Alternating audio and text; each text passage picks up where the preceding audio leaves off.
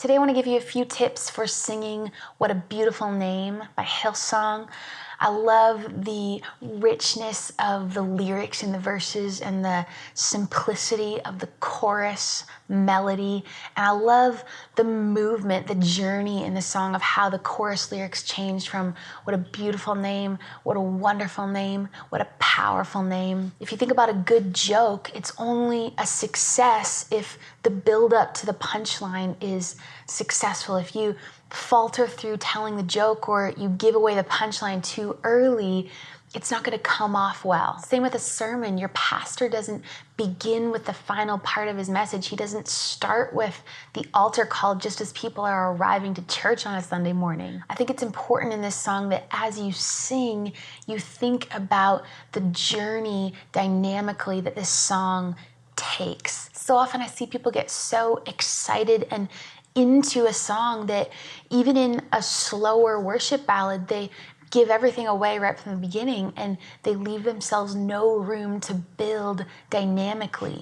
You were the Word at the beginning, one with God the Lord Most High. The problem is we've left no room for the song to grow. We need to keep it much more subdued at the beginning and leave room for the song to dynamically grow and blossom. You were the Word at the beginning, one with God the Lord Most High. What a beautiful name it is. What a beautiful name it is. Think about beginning the song in a light head mix resonance. And what do I mean by that? Well, straight chest voice is going to be just all yelling out of the mouth because all the resonance is sitting down here in the mouth. You were the Word at the beginning. Straight head voice is not going to sound as contemporary. It's going to sound more classical, and it's going to get weaker on the lower notes because all the resonance is sitting up here. You were the Word at the beginning, one with God the Lord Most High.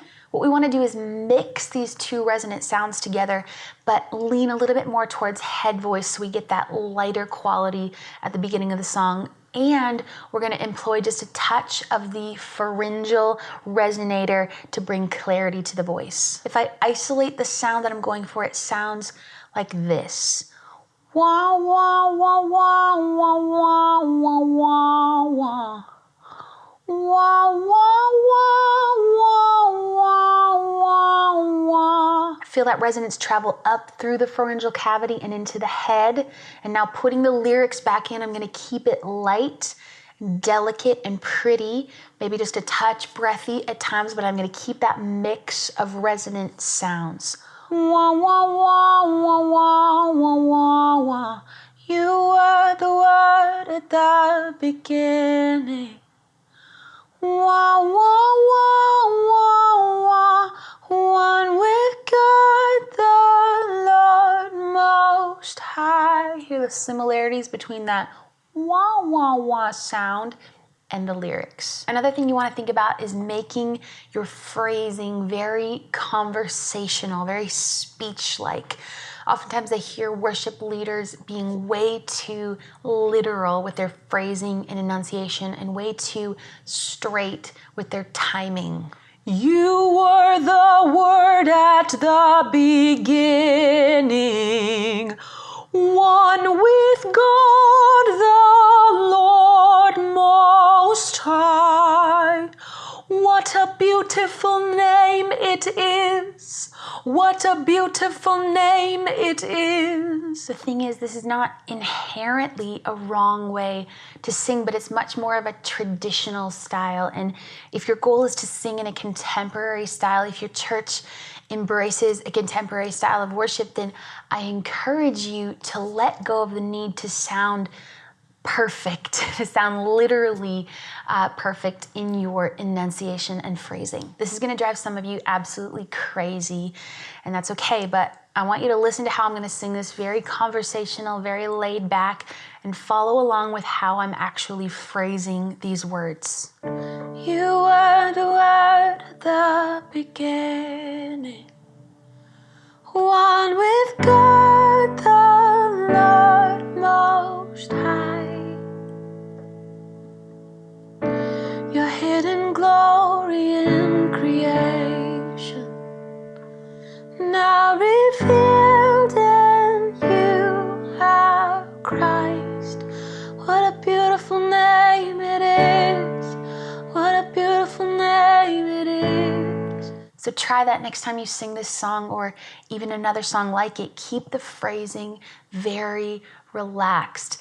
And notice how I let go of a lot of the consonants, especially at the end of the words, but you can still totally understand what's being sung. Notice also how the vibrato is subtle.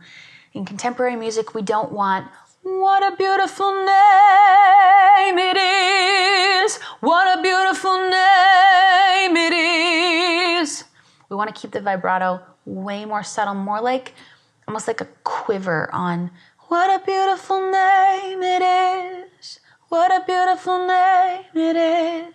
In the second verse, the band kicks in a little bit more, and especially starting halfway through, you want to start getting into a mix in your voice that engages more of a chest voice and pharyngeal tone. Wow, wow, wow, wow, wow, wow, wow, wow. You didn't want heaven without us. Wow, wow, wow, wow, wow. So Jesus, you brought heaven down. Really lean in halfway through.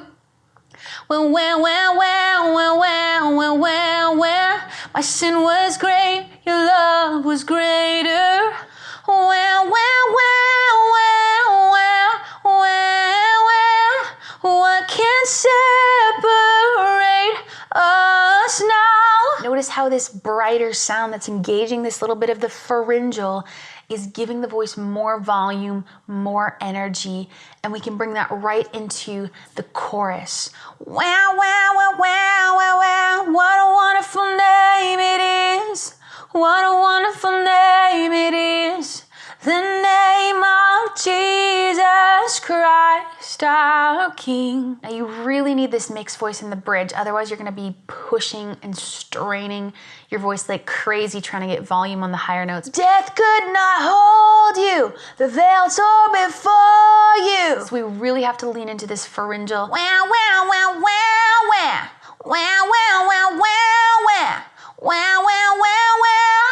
Wow, wow, wow, wow. Now what often happens is we can find really great consistent resonance on an exercise like this, but then we put the lyrics back in and things get wonky because many times certain consonant vowel combinations create problems for the voice. So I have some tricks to really help you form these words in a way that sounds contemporary and speech-like, but they're also going to be really helpful for your voice to not fall apart at that transition spot. So bear with me here. Death could not hold you becomes there could not hold you.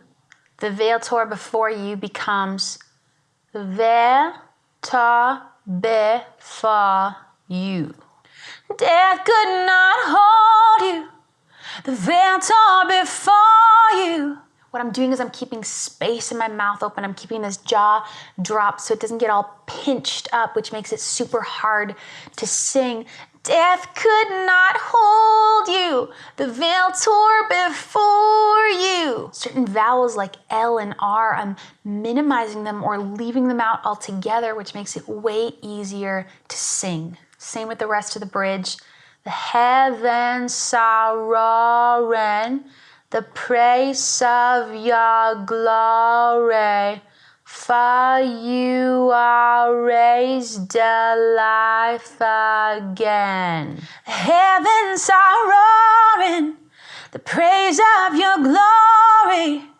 For you are raised alive again. We join that easier way of singing the words with this big pharyngeal mix resonance. Wah! And we get so much ease and release and power in this bridge.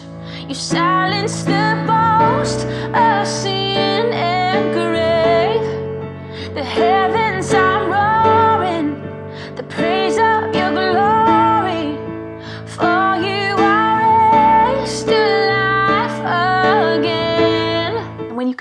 build a song to be this powerful with your voice, but then also strip it down and keep it super light and delicate at the start. You were the word at the beginning.